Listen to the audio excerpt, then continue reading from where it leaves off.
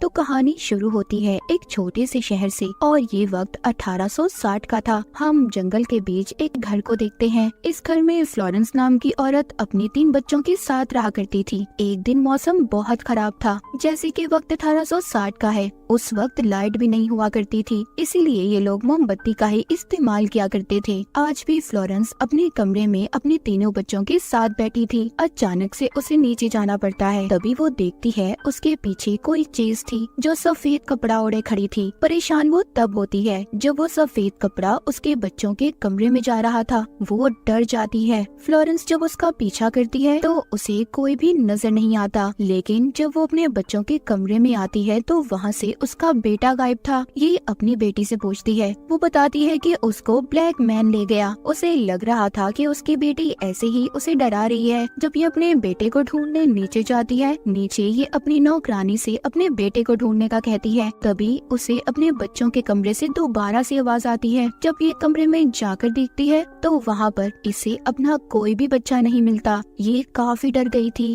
और पागलों की तरह अपने बच्चों को यहाँ वहाँ ढूंढने लगती है। उसकी नौकरानी उसके पास आती है और बताती है कि उसे उसके बच्चे कहीं पर भी नहीं मिले। तभी फ्लोरेंस को अपने पीछे सफेद कपड़ा नजर आता है। जो भी उस कपड़े के पीछे था वो काफी डरावनी हंसी हंस रहा था। फ्लोरेंस को ऐसा लग रहा था कि ये उसका बेटा होगा जो उसके साथ मजाक कर रहा है, लेकिन जब ये कपड़ा हटाती है तो उधर कोई भी नहीं था। कहानी यहाँ से 3 महीने आगे जाती है। हम एक लेडी को देखते हैं जो पैरानॉर्मल इन्वेस्टिगेटर थी। भूत प्रेत आत्माओं के बारे में काफी अच्छे से जानती थी और उनसे बात भी कर सकती थी। वो एक आदमी की मदद कर रही थी। उस आदमी का बेटा भी गायब हो गया था। तभी वहाँ पर फ्लोरेंस आती है। वो उस लेडी से मदद मांगती है, पर वो मदद करने से उसे मना कर देती है। फ्लोरेंस ये सुनकर काफी दुखी हो गई थी क्योंकि उसके बच्चे अभी तक नहीं मिले थे।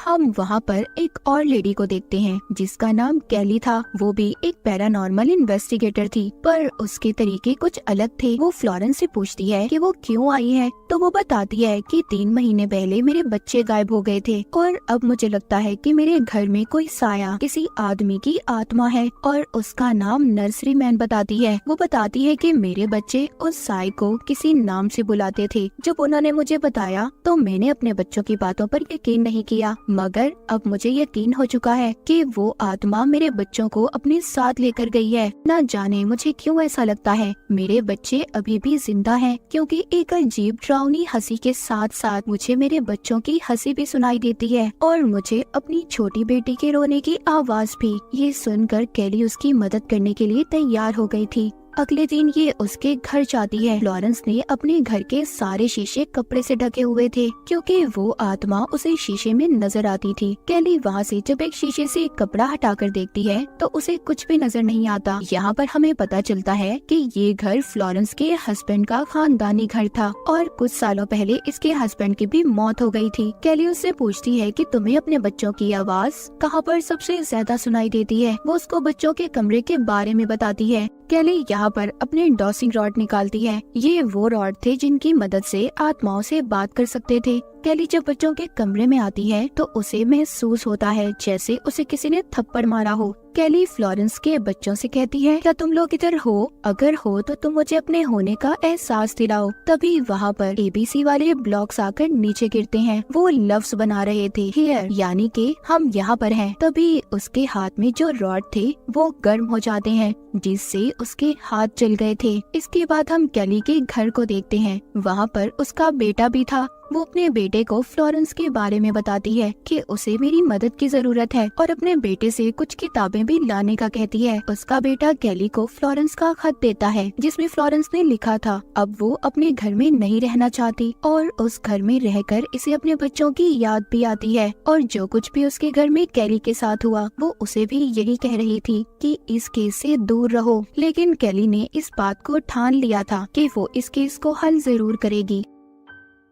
वो 1 हफ्ते बाद उसी घर में शिफ्ट हो जाती है और फिर वो घर के सभी शीशों पर से कपड़ा हटा देती है। अब वो शीशे के सामने खड़े होकर बगैर आंखें झपके देखने लगती है। यहीं पर कैली पहले तो बच्चों के कमरे के बाहर होली पाउडर डाल देती है जिससे कोई भी आत्मा अगर इस कमरे में होगी वो बाहर नहीं जा पाएगी। इसके साथ साथ वो 3-4 घंटियां भी लगा देती है। अब वो उस शीशे वाले तरीके को पूरा करने के लिए एक किताब पढ़ती है ताकि वो दूसरी दुनिया में झांक पाए। लेकिन तभी शीशे में उसे कोई कुर्सी पर बैठा दिखाई दे रहा था। यहीं पर वो फ्लोरेंस की बेटी को भी महसूस करती है, जो घूमकर दोबारा से अपने कमरे में आ गई थी। यहाँ पर नर्सरी मैन की आत्मा भी कैली को बार बार डराने की कोशिश कर रही थी, तो उसको नर्सरी मैन की आत्मा दोबारा डराती है। कैली उसे कहती है कि तुम मुझे नहीं डरा सकते और ना ही मेरा कुछ बिगाड़ सकते हो। जब ये सोने जाती है तो तभी आधी रात को उसको बच्चों के कमरे से किसी के रोने की आवाज आ रही थी। वहाँ पर जब ये जाकर देखती है तो उधर एक ड्राउनी गुड़िया पड़ी थी।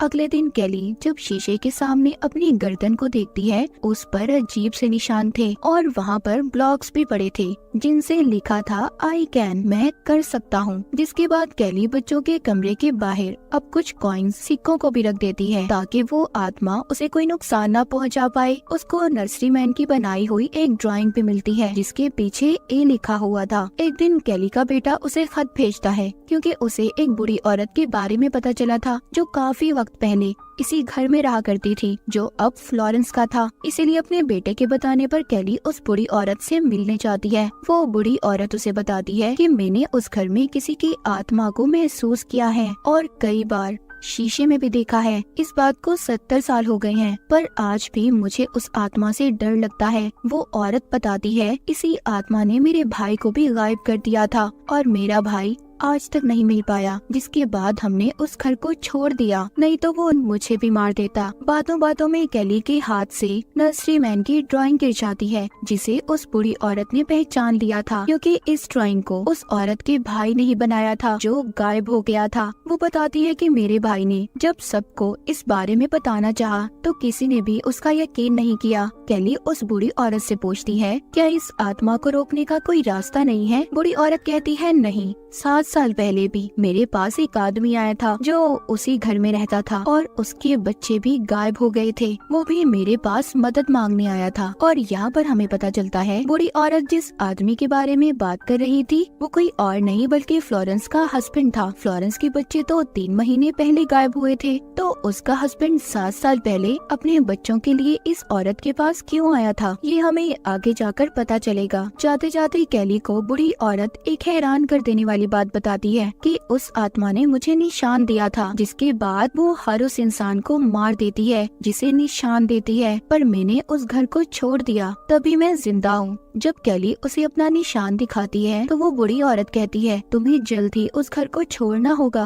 तुम्हारी जान को खतरा है। पर कैली उस बुरी औरत की नहीं सुनती और चली जाती है। वो अब फ्लोरेंस के पास आ गई थी, उसे सब बता देती है जो बुरी औरत ने उसे बताया था। फ्लोरेंस सब बातें सुनकर अपने आप को बुरा भला कह रही थी, क्योंकि उसने अपने बच्चों की बात पर यकीन नहीं किया था, हालांकि उसके बच्चों ने उसे बताया भी था। कैली जब उससे उसके हस्बैंड की मौत की वजह पूछती है तो वो बताती है कि उस आत्मा ने मेरे हस्बैंड को एक निशान दिया था, जिसके बाद वो मर गया और मुझे भी बिल्कुल वैसा ही निशान दिया है, इसीलिए मैंने उस घर को छोड़ दिया। ये सुनकर कैली वापस से अपने घर आ गई थी, क्योंकि उसने अपने बेटे से कुछ किताबें मंगवाई थी जो किसी और ने नहीं बल्कि फ्लोरेंस के हस्बैंड ने लिखी थी, क्योंकि वो यूनिवर्सिटी में पढ़ाया करता था। कैली का बेटा डार्कवुड हाउस की बहुत सारी किताबें लेकर आता है। सारी रात कैली और उसका बेटा उन किताबों को पढ़ते हैं, मगर उन्हें कुछ भी नहीं मिलता। तभी कैली के बेटे को महसूस होता है कि जैसे उसके कंधे पर किसी ने हाथ रखा हो। उसे बहुत डर लगता है और इसी डर की वजह से वो वहाँ से चला जाता है।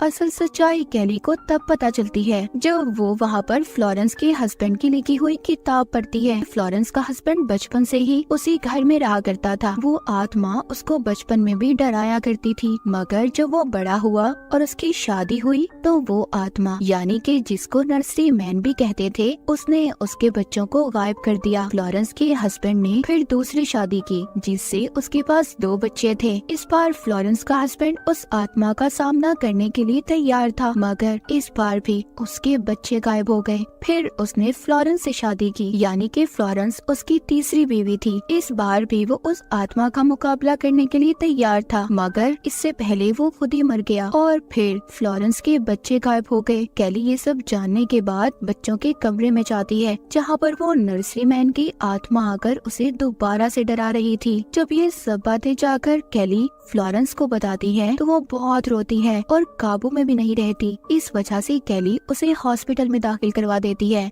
फिर वापस से फ्लोरेंस के घर आती है। यहाँ पर उसका बेटा भी उससे मिलने आया था, जो आकर जब उस कमरे में जाता है तो वहाँ पहुंचकर उन कॉइन्स को देखता है जो कैली ने वहाँ पर रखे हुए थे। कैली का बेटा उन सिक्कों में से एक को हटा देता है। तभी कैली के बेटे को बच्चों के रोने की आवाज आती है। जब ये कैली को बुलाता है तो उधर कोई भी नहीं था। अचानक से दरवाजा बंद हो गया था। उधर दूसरी तरफ फ्लोरेंस ने कूदकर अपनी जान दे दी थी। कैली अब दोबारा से फ्लोरेंस के घर आती है और उस आत्मा को चैलेंज करती है कि तुम मुझे नहीं डरा सकते, और घर के सभी शीशों को तोड़ देती है। जिसके बाद वो उस आत्मा से कहती है, मेरे बेटे को छोड़ दो, अगर तुम्हें ले जाना है तो मुझे साथ ले जाओ। जब ये ढूंढती है तो इसे इसका बेटा मिल गया था। ये अब उसको लेकर अपने घर आ जाती है, जहाँ पर उसको एक किताब मिलती है जिसमें उसे पता चलता है कि पहले जमाने में लोग एक जादू करते थे। तो कैली यहाँ पर तरीका पढ़ती है, अगर उस इंसान की हड्डियों को निकाल कर होली कर कर यानी पाक कर कर उसे जमीन में दबा दिया जाए तो वो आत्मा आजाद हो जाएगी।